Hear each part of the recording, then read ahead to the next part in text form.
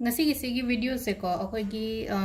job interview oiro natraga angangi exam gumba leibo ko palaina ko hadi job interview ne khangge dagi exam haraga di atopa further studies ki damakta hadi pekha tha bagum baga leina ko hadi samna habada pg gumba prepare to doine hare se phd ki pekha tha doine kho toine kaina hare se ko hoi pa basu yamna mathau tai ko adu targa su hadi pa ba plus luck su khara adum matter to wina ko adu duna hapatang hai tare ko success ki oiro focus ki oiro adu sima leire aduga amana ko hadi regular oina khara su dum hange ko hadi दुकान की business की कितंग growth लाना खोना है तारे को अदुम सिनबी याको सिसे अदुदुना है तारे को आंगांग लेब इमुंग नत्रगा अखोगी आंगांग मपानदग लेब लेनको मोइदसु शेयर तोबियो हाइदि येकथोगा मागी स्टडी कैनोदुदा है तारे को माई स्टडी टेबल की ममांगदुदा थेलो हायो सिगी नंबर्स सुम मंगोंदा है तारे को नंबर सिगी एनर्जी दो फंगन बवानिदा अदो क्वाइ फर्स्ट को आइना सिदा है को सक्सेस की ओइना है को सक्सेस की से थेला सुयाइ नत्रगा हाइदि आइगी पर्स दा हापस सुयाइ को नंबर अनिमा अदुम हापस सुयाइ नत्रगा हाइदि सिसे अखोइना नंबर की सीरीज सेमगा है तारे को यंत्र गुंबा है तारे को सिजु चमाना को अदमाइन तोरगा हाइदि सक्सेस की ओइना हारागदी सक्सेस सेटिंग असाइगी बिजनेस सक्सेस ओइरो नत्रगा हाइदि अखोइगी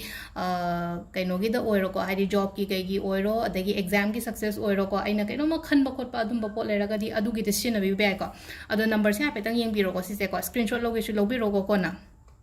सी येंबियो को नंबर से हांबे से को 465465327763 5049524781 को अदगी 454851 सिसिना सक्सेस की ओइना को अदो मखागी सिना को अंगांगी हाइ तारे को अंगांगी तो बिबे को अंगांगी हारगदी पेरेंट्स ना कइना हाइ तारे कतंग अंगांग कइनो हाइदि क्लास 6 7 8 का अंगांग दी हाइ तबसु याइना को अदो हाइदि अखोइ पेरेंट्स ना गुंबा हाइ तारे को सिगी नंबर से दुम स्क्रीनशॉट लोगेसु लोबिरो को मखागी सिना मेमोरी अदुगा फोकस तोबदा हाइ तारे को मोइदा मतेंग ओइना ब नंबर नि को सिजा सिसु अदुम चप मानना हाइ तारे को सिदा आइगी सिगी टेबल ने बा स्टडी टेबल हाइ तारे को स्टडी टेबल वर्किंग टेबल को सिदा ओरे सिगी ममांग सिदा आइसु लोइ थेटला थमेबा सिगी नंबर नि से को अदो सिगी नंबर से हाइतार अंगांगी सो हाइतार को अंगांगी लाइक तो ममांगुंबदा मागी कागुंबदा थेटपी बे याइ को सिगी मखागी नंबर से सुको अदुगा अखोइगी अनिमक अदुम आइना हाइसे हाइदि पेखागुंबा प्रिपेयर तोबा खरा खरा अंगांगदा खरा कॉलेज गोइंग गुंबा ओइरगदी मोइ अनिमक अदुम यूज तो बिबे अदो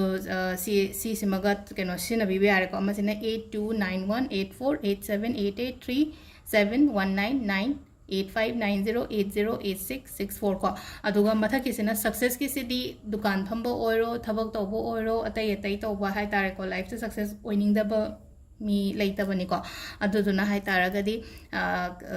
केनो तोबिबे याइ अदुगा अंगांगी अमनो मो हाइदे फोकस हाइरो एमएचएस क्वाइदगी बेस्ट क्रिस्टल निको हाइदि लाइरिकी ओइ केगी हारगा सुको लाइरिकी सु हाइरसे तुम्बा यादबा कंसंट्रेट तोबो ngamdaba फोकस तोबो ngamdaba खोतबा हारगदी को एमएचएस से हाइदि क्रिस्टल को हाइदि से खतंग चावबा अंगांग गुंबोय तारगदी सिबिबे याइ को नत्रगना अपिक पंगांग ने हारसे निको सुगुंबा टम्बल्स गुंबा कई गुंबा हाइ तारो टम्बल्स ओरो पिरामिड ओरो नत्रगा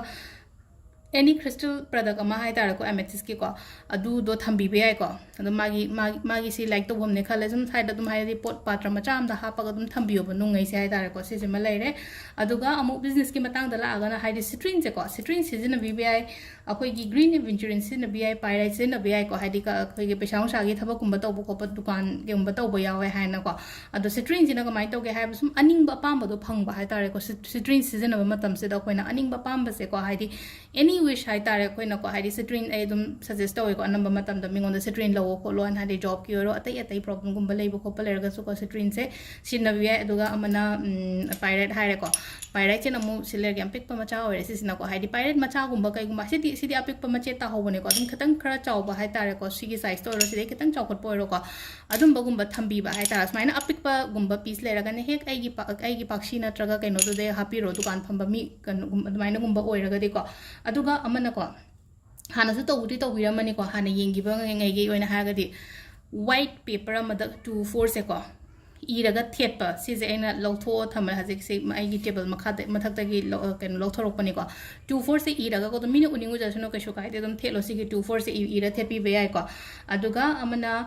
कैनो दबुदि ना हाइरे को हाइदि तांग अमा खुदिंगी सिनेमन ब्लो तोक्स लोबुदि हाइरे को हाइदि सिनेमन हाइदि खुबाकता हापगा आइगी दुकान लोमदो ओनजलगा कामजनबा नत्रगा कामजनबा फुलों कामजनने को हाइदि चिन्ना दुम को कैनो तोरगा हाइ तारे को अदुम लेरे अदु नुक्तिगी तवरसु कैसो काइते बसुम हाइ तारे को सिनेमन कैनो होइगे सिगी ꯀꯧꯇꯥ ꯈꯤꯇꯪ ꯆꯥꯎꯕ ꯑꯃ ꯑꯗꯨꯝ ꯂꯩꯕꯤꯔꯣꯀꯣ ꯃꯃꯤꯡꯒꯤ ꯑꯣꯏꯅꯅꯤꯀꯣ ꯈꯤꯇꯪꯈꯛ ꯂꯧꯔꯒ ꯁꯤꯗ ꯈꯨꯕꯥꯛ ꯃꯌꯥꯏꯁꯤꯗ ꯍꯥꯞꯄꯒ ꯃꯤꯠꯁꯜꯂꯒ ꯐꯨꯜ ꯀꯥꯝꯁꯤꯜꯂꯣ ꯑꯗꯨꯝ ꯍꯥꯏꯗꯤ ꯉꯁꯤ ꯑꯩ ꯄꯣꯠ ꯌꯥꯝꯅ ꯍꯥꯏꯗꯤ ꯁꯤꯠꯀꯅꯤ ꯍꯥꯏꯕꯒꯤ ꯀꯩꯅꯣꯗ ꯍꯥꯏꯇꯥꯔꯦ ꯄꯩꯁꯥꯁꯦ ꯐꯖꯅ ꯂꯥꯛꯑꯦꯀꯣ ꯀꯥꯏꯅ ꯋꯥꯈꯜꯁꯤꯗ ꯈꯜꯂꯒ ꯍꯥꯏꯇꯥꯔꯦꯀꯣ ꯁꯤꯒꯤ ꯁꯤꯅꯃꯟ ꯕ꯭ꯂꯣ ꯇꯧꯁꯟꯕ ꯑꯃ ꯌꯥꯏꯀꯣ ꯑꯗꯨꯝ ꯇꯥꯡ ꯑꯃ ꯅꯠꯇ꯭ꯔꯒꯁꯨ ꯗꯨꯀꯥꯟꯒꯤ ꯑꯣꯏꯇꯥꯔꯗꯤ ꯅꯨꯡꯇꯤꯒꯤ ꯇꯧꯕꯤꯌꯣ ꯑꯗꯨꯒ ꯌꯨꯝꯒꯤ ꯀꯩꯒꯤꯗꯅ ꯑꯩꯅ ꯍꯥꯏꯕꯗꯣ ꯐꯥꯔꯁ ꯑꯇꯩ ꯃꯇꯝꯗꯗꯤ ꯀꯥꯎꯕ ꯈꯣꯠꯄꯁꯨ ꯌꯥꯎꯋꯤꯗꯅꯀꯣ ꯑꯗꯨꯗꯨꯅ ꯑꯩꯅ ꯇꯥꯡ ꯑꯃ ꯈꯨꯗꯤꯡꯒꯤ ꯍꯧꯔꯛꯄ ꯊꯥ ꯍꯧꯔꯛꯄꯁꯤꯗ ꯑꯗꯨꯝ ꯇꯧꯋꯅ ꯍꯥꯏꯕꯅꯦꯕ ꯑꯗꯨꯝ ꯁꯤꯒꯤ ꯄꯣꯠꯁꯤꯃꯀꯣ ꯑꯗꯣ ꯁꯤꯗ ꯂꯩꯔꯦꯀꯣ ꯑꯗꯨꯒ ꯑꯃꯅꯀꯣ ꯑꯩꯈꯣꯏꯗꯤ affirmations ꯀꯥꯏꯅ ꯍꯥꯏꯔꯁꯤꯅꯦꯀꯣ ꯍꯥꯏꯗꯤ ꯁꯤꯒꯤ ꯁꯛꯁꯦꯁꯀꯤ ꯃꯇꯥꯡꯗ ꯍꯥꯏꯇꯥꯔꯦꯀꯣ ꯑꯗꯨꯝ ꯑꯩꯈꯣꯏꯅ ꯁꯣꯟꯕ ꯍꯥꯏꯇꯥꯔꯦꯀꯣ I am successful I am successful I am successful ꯀꯥꯏꯅ ꯁꯨꯝ ꯁꯣꯟꯕ ꯌꯥꯏꯕ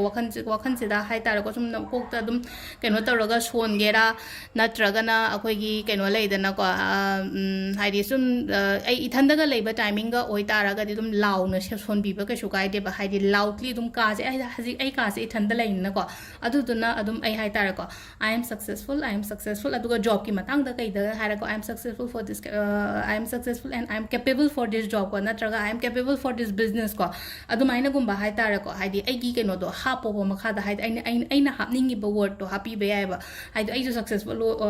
ꯑꯩꯗꯣ successful ꯑꯣꯏꯔꯦ ꯑꯩꯗꯣ successful ꯑꯣꯏꯔꯦ ꯑꯩꯗꯣ successful ꯑꯣꯏꯔꯦꯅ ꯍꯥꯏꯇꯥꯔꯦꯀꯣ ꯑꯩꯗꯣ ꯃꯥꯏ ꯄꯥꯛꯑꯦ ꯍꯥꯏꯕꯒꯤ ꯀꯩꯅꯣꯗ ꯍꯥꯏꯇꯥꯔꯦꯀꯣ ꯑꯐꯕ ꯋꯥꯔꯗꯁꯦ ꯁꯣꯜꯂꯣ ꯍꯥꯏꯕꯅꯦꯕ ꯁꯤꯗ ꯑꯗꯨꯒ ꯑꯩꯅ ꯄꯥꯝꯃꯤꯕ ꯀꯩꯅꯣꯗꯣ ꯑꯗꯨꯝ ꯍꯥꯏꯗꯤ ꯁꯣꯜꯂꯣꯕ ꯑꯗꯨꯝ ꯁꯤꯁꯦ ꯁꯣꯟꯕ ꯃꯇꯝꯗ ꯍꯥꯏꯇꯥꯔꯦꯀꯣ ꯑꯩ ꯍꯥꯏꯁꯦ ꯍꯥꯏꯗꯤ ꯑꯗꯨꯗꯣ ꯑꯦꯇ꯭ꯔꯦꯛ ꯇꯧꯔꯛꯀꯅꯦꯕ ꯑꯩꯈꯣꯏꯒꯤ ꯂꯥꯏꯐꯇ ꯑꯗꯨꯗꯅꯤꯀꯣ ꯑꯩꯅ ꯍꯥꯏꯁꯦ ꯑꯗꯣ ꯁꯤꯗ ꯂꯩꯔꯦ ꯉꯁꯤꯒꯤ ꯑꯣꯏꯅ ꯍꯥꯏꯗꯤ ꯁꯛꯁꯦꯁ ꯑꯦꯛꯖꯥꯝ ꯑꯗꯒꯤ ꯊꯕꯛ ꯏꯪꯈꯥꯡ ꯇꯧꯕ ꯈꯣꯠꯄꯗꯀꯣ ꯈꯤꯇꯪ ꯌꯥꯝꯅ ꯑꯁꯥꯡꯕ ꯄ꯭ꯔꯣꯁꯦꯁ ꯅꯠꯇꯦꯀꯣ ꯁꯤꯒꯤ ꯀꯩꯅꯣꯁꯦ ꯑꯩꯅ ꯍꯧꯖꯤꯛ ꯍꯥꯏꯁꯦ ꯌꯥꯝ ꯊꯨꯅ ꯑꯗꯨꯝ ꯃꯤꯅꯤꯠ 2-3ꯗ ꯇꯧꯕ ꯌꯥꯕ ꯄꯣꯠꯅꯦ ꯑꯗꯨꯗꯨꯅ ꯍꯥꯏꯗꯤ ꯁꯤꯁꯨ ꯇ꯭ꯔꯥꯏ ꯇꯧꯕꯤꯌꯣ ꯃꯌꯥꯝ ꯊꯦꯡꯛ ꯌꯨ